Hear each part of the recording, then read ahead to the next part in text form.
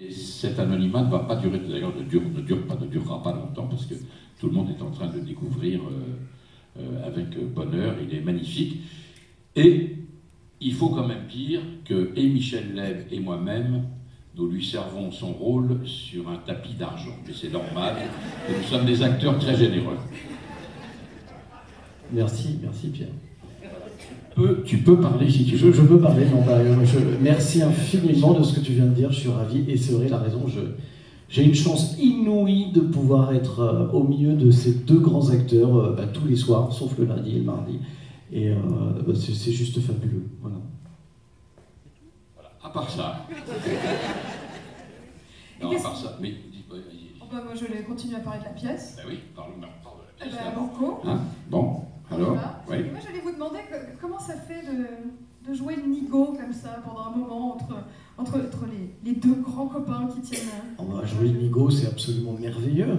C'est le rêve quand on aime faire de la comédie. J'ai une chance inouïe qu'un jour Bernard Murat m'ait appelé pour jouer ce personnage qui est écrit de manière merveilleuse. Non, c'est génial. En fait, il faut se laisser complètement porter. Toute la difficulté, c'est vraiment se laisser porter, balloter, et dans la candeur, dans la naïveté, dans la légèreté. Et puis, c'est un rôle, effectivement, où il faut, qui est vraiment en dents de scie, qui peut tout d'un coup être heureux, avoir peur, très peur. Enfin, il part un petit peu dans tous les sens. Et voilà, c'est un petit peu comme une balle, comme ça, qui rebondit entre les deux, qui se chamaillent autour de moi et qui m'en font voir, je vous en prie de croire, de toutes les couleurs.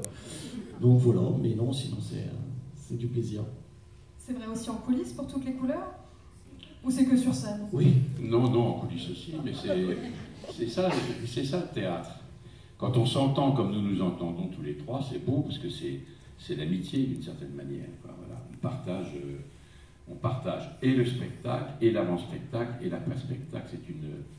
C'est une famille fraternelle quand on s'entend bien. Quand on ne s'entend pas, c'est les atrides, mais quand on s'entend bien, c'est une famille fraternelle, absolument. Non, on est très heureux. Moi, c'est la première fois que j'ai beaucoup joué dans ce théâtre-ci. Vous êtes sûrement venu me voir à de nombreuses reprises. C'est la première fois que je joue au Théâtre des Nouveautés. C'est un très joli théâtre, qui est absolument ravissant, un théâtre Napoléon III, et très beau, qui est qui est plus petit, oui, mais qui est merveilleux justement pour ce spectacle, parce que ça... On englobe les gens, on les prend par la main et on les emmène dans nos turpitudes. Michel, Stéphane et moi. Et c'est très différent. Alors on va en faire deux représentations ici, exceptionnelles, parce qu'on va capter ce spectacle qui ne sera diffusé que tout à fait en fin d'exploitation, quand on aura fini l'exploitation parisienne et la tournée qui est longue, qui dure 4 mois. Mais là-bas, c'est... Bon, pendant que je vous parle, je suis en train de regarder en prenant des marques en me demandant. C'est pas si grand que ça quand même. C'est beau, ça va.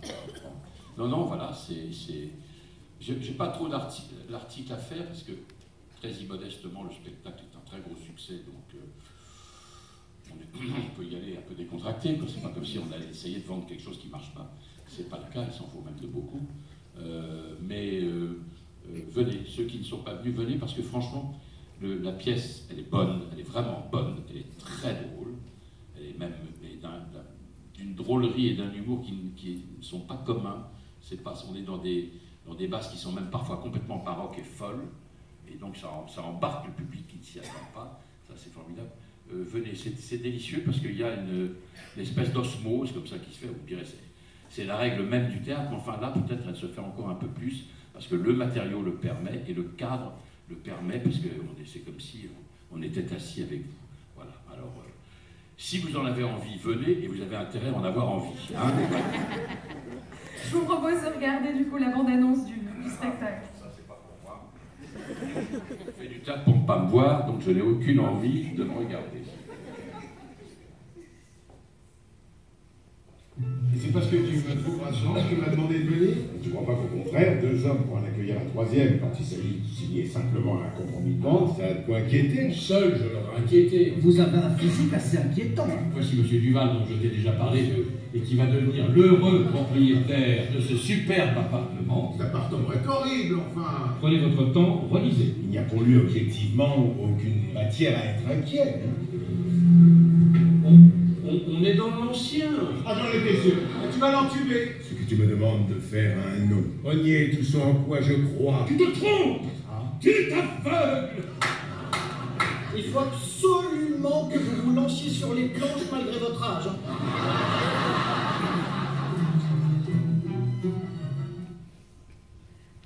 Merci beaucoup.